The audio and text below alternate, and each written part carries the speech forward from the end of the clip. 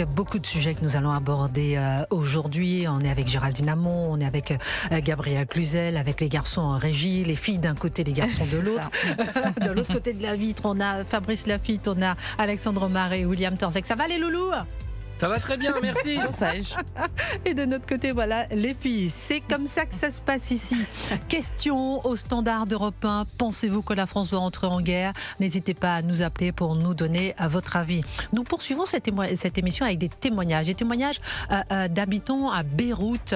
Nous aurons un étudiant dans le sud, un étudiant dans le nord. On aura dans la dernière partie de cette émission un sujet pas du tout sur l'Iran, mais la commission d'enquête parlementaire. Alors là, ça fait un moment qu'on n'a pas parlé sur l'audiovisuel public et toute cette polémique qu'il y a autour de Samuel Etienne qui fait beaucoup parler.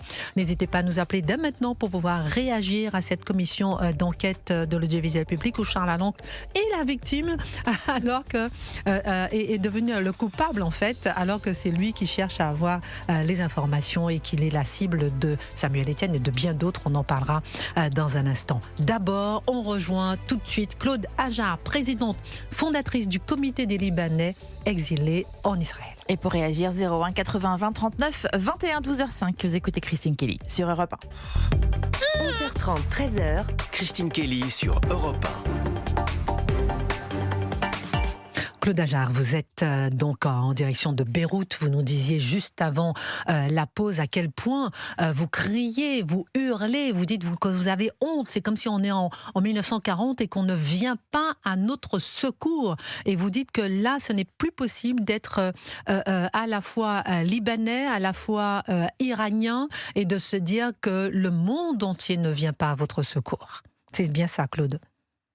Oui, exactement. Et j'aimerais rappeler les Français que c'est ce Khomeini, terroriste régime, c'est lui-même qui a tué les paras français, les diplomates français, les journalistes français, les 58 paras français. Et, les 58 paras, on s'en souvient, à Drakkar. Bien sûr. Comment?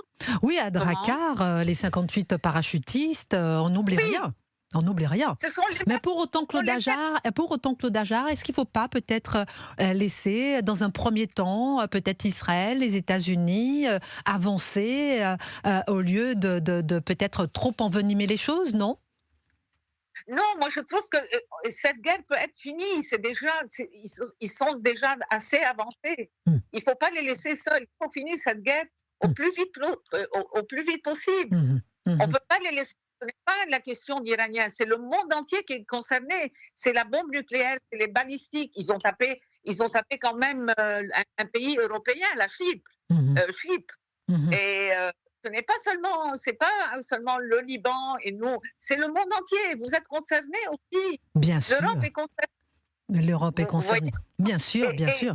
Et je vais vous dire une chose. Ils ont supplié, que ce soit le président Trump ou que ce soit le premier ministre Netanyahou, le gouvernement libanais de désarmer, ça fait 1 an et demi, de désarmer le Hezbollah.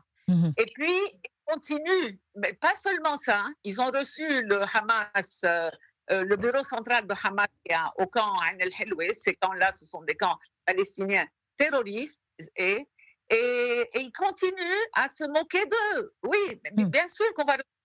Mais qui paye les pots cassés? Qui paye cette guerre? Nous, le peuple. Nous, on leur a dit, on ne veut pas aller en guerre. Nous, on veut faire la paix avec Israël. Nous n'avons jamais eu aucun problème avec Israël avant que les Palestiniens ne rentrent au Liban. Pour faire leur guerre, ils ont tourné leurs armes contre nous. On nous a massacrés. Mais les gens, c'est dommage.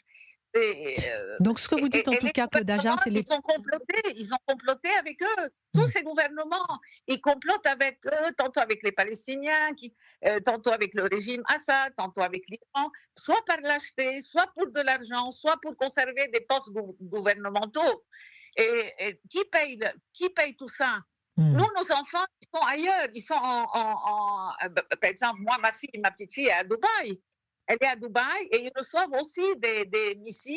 Et là-bas, il n'y a même pas d'abri. Il n'y a rien. Le monde entier. C'est une volonté de Dubaï. Sous le contrôle du régime de Khomeini. Ce sont des terroristes. Il n'y a rien à négocier. On ne négocie pas avec des terroristes.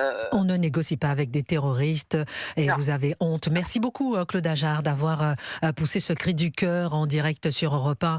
Vous qui êtes présidente fondatrice du comité des Libanais exilés en Israël et vous nous avez appelé depuis Beyrouth. Merci infiniment pour votre témoignage et ce cri. On a besoin d'entendre effectivement ce qui se passe sur le terrain, ce que pensent les Libanais, ce que pensent les Iraniens. Et là, nous allons aller devant le ministère des Affaires étrangères à Paris, en direct d'une manifestation qui se trouve devant le ministère des Affaires étrangères. Alors, nous avons Fahimeh Robiol, vous êtes franco-iranienne, vous êtes ancienne ingénieure dans le nucléaire en Iran, vous êtes sur place, que se passe-t-il concrètement ?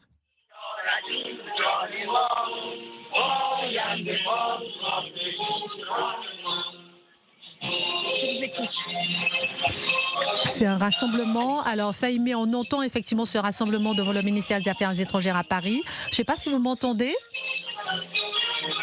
Moi, je vous entends. On vous entend à peine, mais on entend l'ambiance.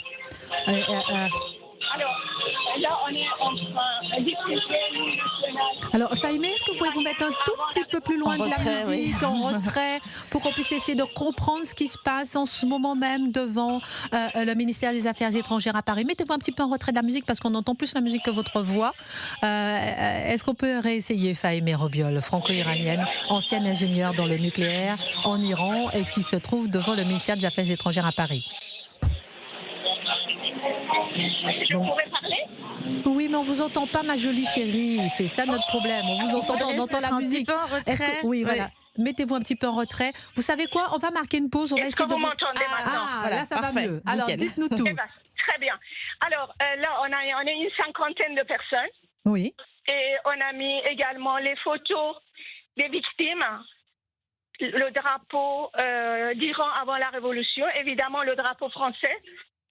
Et là, à côté de moi, il y a M. Jean-Michel Blanquer, ancien ministre de l'Éducation et du Sport, qui se rejoignent à nous. Quel est l'objet de la manifestation? Dites-nous bien, Fahimeh Robiol. Alors, quel est l'objet de la l'objectif, manifestation? Il y a trois choses. Premièrement, de continuer à commémorer toutes les victimes de 8 et le 9 janvier, où il y a eu plusieurs 36 000 morts. dizaines morts. Ça, c'est le chiffre qu'on a pour le moment. Il y a sûrement, par rapport au nombre de personnes qui étaient dehors, c'est-à-dire en famille, et le nombre des outils de guerre qui ont été utilisés pour les tuer, sûrement il y en a plus. Donc pour garder cette mémoire-là, on est au pied à la fois du ministère des Affaires étrangères et en même temps le Parlement, on est tout proche du Parlement, pour les sensibiliser, pour dire qu'il faut impérativement aider les Iraniens qui, avec les mains nues, essayent depuis des années de contrer ce régime, mais qui n'y parviennent pas. Deuxième. Oui. Allez-y, je vous écoute, pardon. Donc il y a beaucoup de photos de ces victimes qu'on pourra le voir. Je pourrais vous envoyer même une photo. Deuxième objectif, c'est de sensibiliser le Parlement et le Sénat à partir d'une lettre ouverte que j'ai rédigée pour expliquer la situation et de dire il faut impérativement parler, prendre langue avec l'opposition iranienne qui aujourd'hui, en majorité, aussi bien à l'intérieur de l'Iran, c'est 8 et le 9 janvier, se sont prononcés dans les rues, et puis également diaspora iranien qui s'est prononcé le 14 février à l'appel de Prince Reza Pahlavi pour dire il faut prendre langue avec lui, discuter avec lui et de voir dans quelle mesure il faut accompagner. Alors, Fahimeh, j'ai une question pour vous. On va marquer une pause. Restez avec nous en ligne. J'ai une question.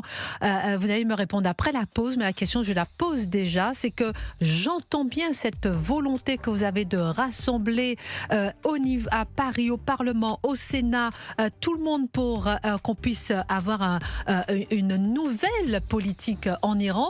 est-ce que ce n'est pas aux Iraniens eux-mêmes sur place, comme le dit justement le fils Reza Pahlavi, qui appelle à l'unité des minorités, à l'union des minorités? Est-ce que c'est pas sur place que ça doit se passer? Je vois que vous attendez beaucoup d'ici. Vous allez répondre à cette question. On marque une pause et on revient avec vous qui êtes en manifestation devant le ministère des Affaires étrangères à Paris. Et vous restez bien avec nous sur Europe 1, la suite de Christine Kelly et vous dans un instant, et vos réactions aussi, chers auditeurs, au 01 80 20 39 21, 12h14. Vous écoutez Europe 1.